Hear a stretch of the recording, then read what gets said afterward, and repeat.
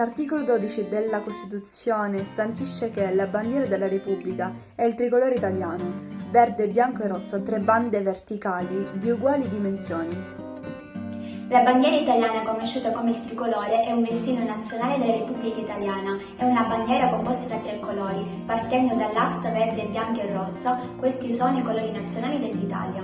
La bandiera a tre bande verticali di uguale dimensione, così definita dall'articolo 12 della Costituzione italiana, venne pubblicata in un'edizione speciale sulla Gazzetta numero 298 il 27 dicembre del 1947. La legge ne regolamenta utilizzo ed esposizione, tutelandone la difesa e prevedendo il reato di diffamazione della stessa. Inoltre ne prescrive l'insegnamento nelle scuole insieme agli altri simboli patri italiani. Alla bandiera italiana è dedicata la festa del tricolore, istituita dalla legge numero 671 del 31 dicembre del 96, che si tiene ogni anno il 7 gennaio.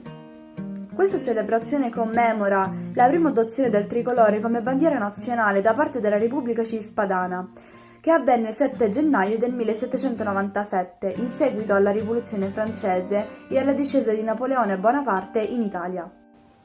I colori nazionali italiani erano comparsi per la prima volta a Genova il 21 agosto 1789 su una coccarda tricolore, mentre il primo stendardo militare, verde, bianco e rosso a tre bande verticali, era stato adottato dalla Legione Lombarda a Milano l'11 ottobre 1796. La considerazione popolare per la bandiera tricolore crebbe costantemente, fino a farla diventare uno dei simboli più importanti del Risorgimento, il quale culminò il 17 marzo del 1861 con la proclamazione del Regno d'Italia, di cui il tricolore ne fu vessillo nazionale.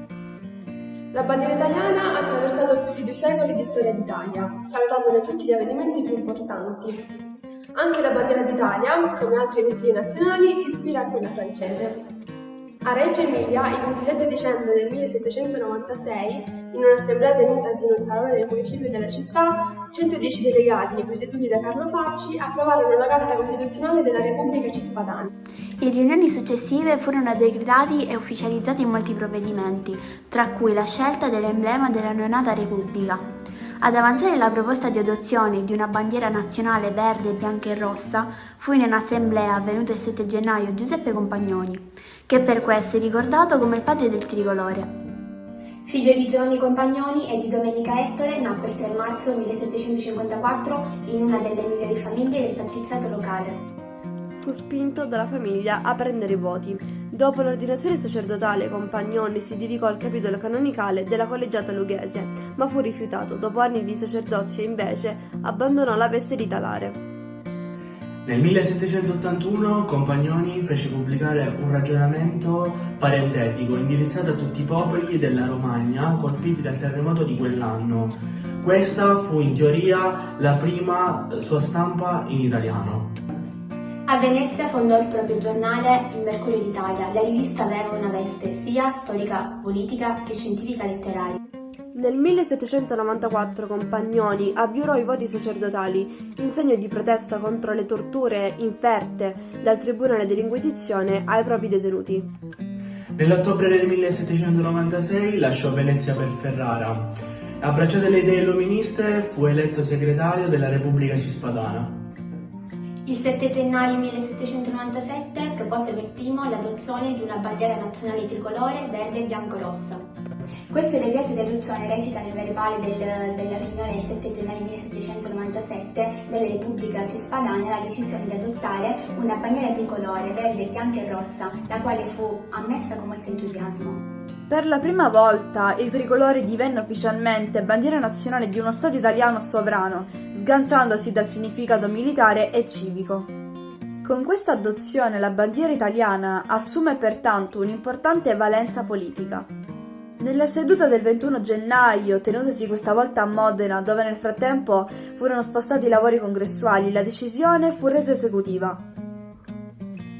Il vessillo, che fu poi utilizzato dalla Repubblica Cispadana, si presentava con in alto una fascia rossa, al centro l'emblema della Repubblica e ai lati le lettere R e C che rappresentavano l'organo statale.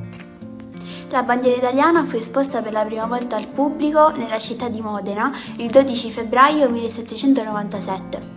Mentre con le prime coccarde tricolore italiane il verde simboleggiava i diritti naturali, quali libertà e uguaglianza, durante il periodo napoleonico ha acquisito per la popolazione un significato più idealistico. Il verde è la speranza, il bianco è la fede e il rosso è l'amore.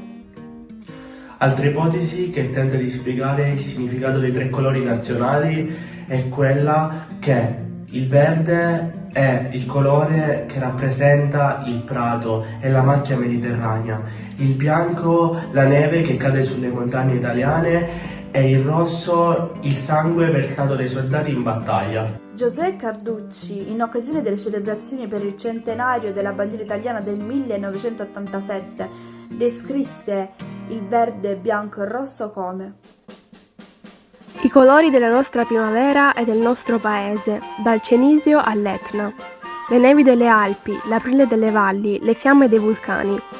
E subito quei colori parlarono alle anime generose e gentili, con le ispirazioni e gli effetti delle virtù onde la patria sta e sia augusta.